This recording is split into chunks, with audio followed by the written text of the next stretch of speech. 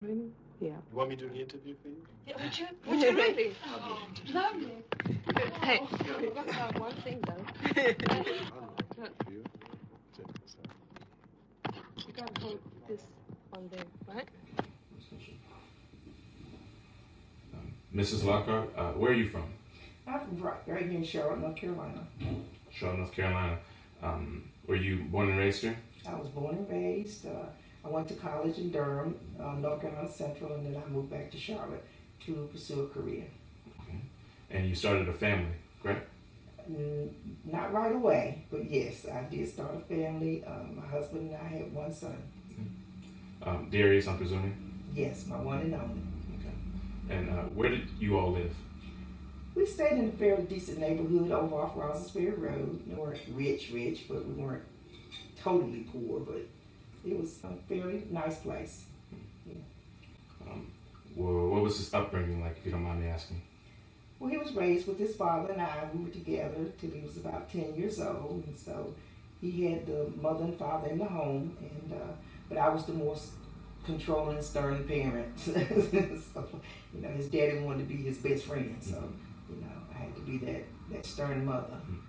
What are some of the lessons you tried to instill in him at a young age? I tried to teach him how to be respectful, to be fair and honest, do a good job, say what you're going to do and do what you say you're going to do. Just the basic skills a parent wants a child to do.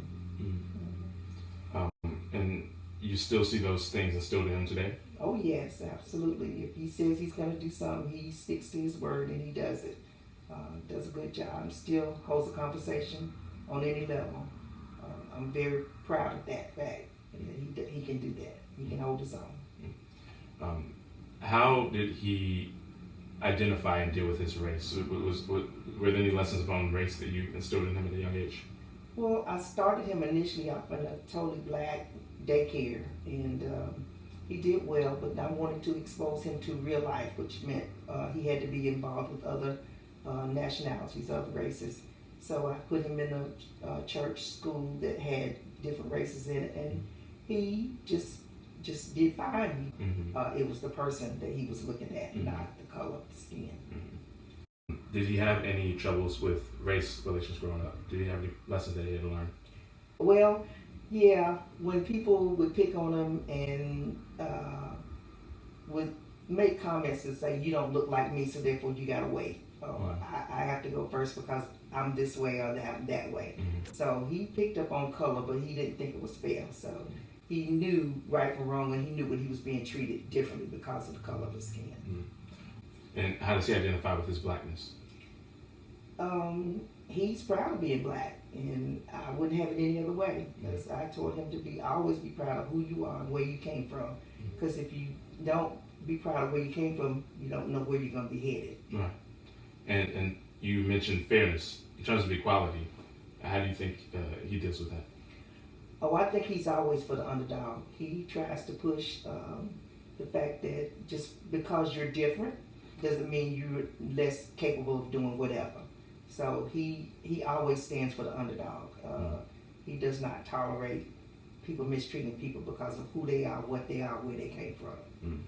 And was there any sort of lesson that you taught him at an early age that helped with him with dealing with his blackness and his race? I think the one thing that I used to always say, and he always reminds me that I told him that you have to work twice as hard to be half as good. And that has stuck with him throughout his life, and I'm very proud of that. He remembered that from very young. And how do you feel now that he is twice as good? Twice as proud. Thank you. Thank you, Ms. Lockhart.